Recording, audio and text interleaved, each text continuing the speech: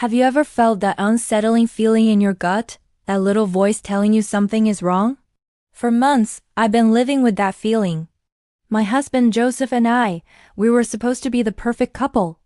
High school sweethearts, married for 10 years with 2 beautiful kids. On the surface, everything looked idyllic. But beneath that polished veneer, cracks were starting to show. It began subtly.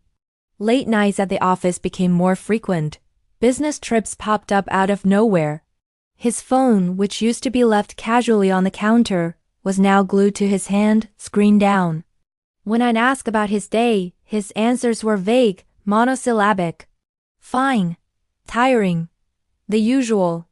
The man I married, the one who used to tell me every detail of his day, was slowly becoming a stranger. I tried to ignore it. I told myself I was being paranoid, that the stress of work and kids was just getting to me. I'd bring it up gently. You seem distant lately, honey. Is everything okay? He'd just smile, a tight, forced smile that didn't reach his eyes, and say, just stressed, Aurelia. Don't worry so much.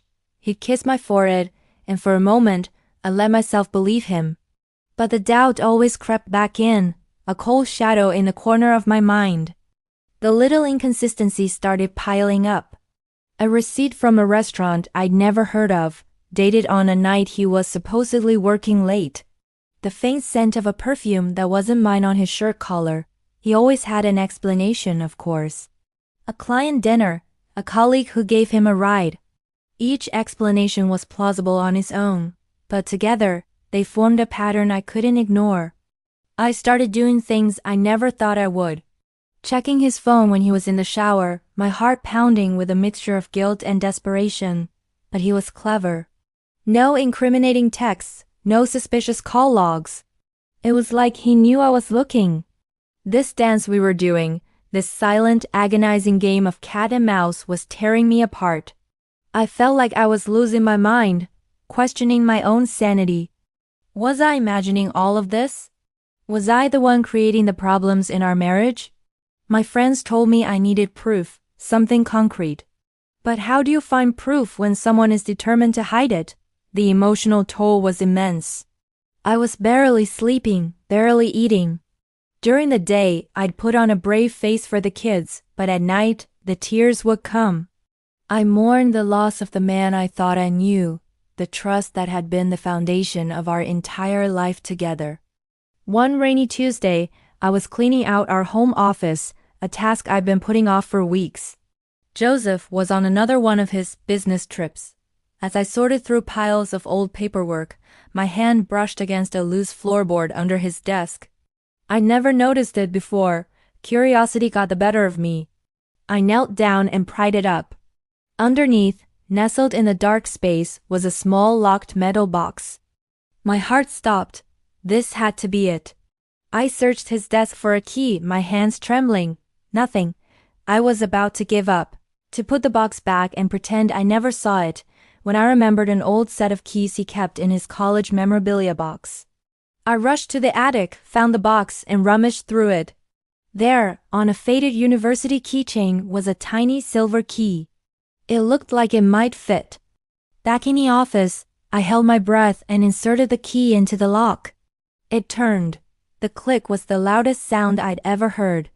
I lifted the lid, and my world fell apart. Inside wasn't just one thing. It was a collection, a secret history. There were photos of him with another woman, laughing, kissing, looking at her with the same love he used to look at me with. There were ticket stubs from concerts and plane tickets to romantic getaways, all on dates he was supposedly working. And then, I saw it. The final soul-crushing proof. It was a small velvet jewelry box. I opened it to find a diamond ring, almost identical to the one he gave me, but not quite. Tucked beneath the ring was a handwritten note. It wasn't a long letter, just a few sentences. To my one and only. Can't wait to start our forever. All my love, Joseph. It was dated for the upcoming weekend. The weekend of our 11th wedding anniversary. He wasn't just having an affair. He was planning a new life. He was going to propose to another woman. The business trip he was on, it wasn't a business trip at all. The realization hit me like a physical blow. I couldn't breathe. The floorboards, the photos, the ring. It all spun around me. The man I had loved for half my life was a complete stranger, a masterful liar who had constructed an elaborate fantasy while I stood by his side, loving and trusting him. For a long time, I just sat there on the floor, the evidence of his betrayal spread out before me. The pain was indescribable. But as the initial shock wore off, something else began to bubble up from within the depths of my despair. A cold, hard resolve. The woman who had been crying herself to sleep every night was gone. In her place was someone who had been pushed too far. I carefully put everything back in the box, except for the note. I tucked that into my pocket. I put the box back under the floorboard and replaced it, making everything look exactly as it was. He thought his secrets were safe.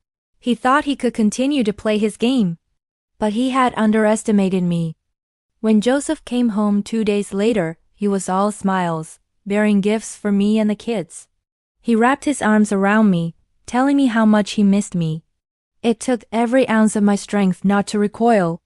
I played along, smiling back, asking about his trip. I let him believe that everything was normal, that his perfect little life was still intact. That night, after the kids were in bed, I sat him down in the living room. "We need to talk," I said, my voice calm and steady. He looked slightly annoyed, tired from his trip. "Can it wait, Aurelia?" "I'm exhausted." "No," I said, "it can't." I looked him directly in the eye and laid the handwritten note on the coffee table between us. "I think this belongs to you." The color drained from his face. The confident, charming man I knew vanished, replaced by a cornered, panicked stranger. He stared at the note, then at me, his mouth opening and closing with no sound coming out. The silence stretched on, thick with unspoken truths and years of lies. He thought his secrets were safe.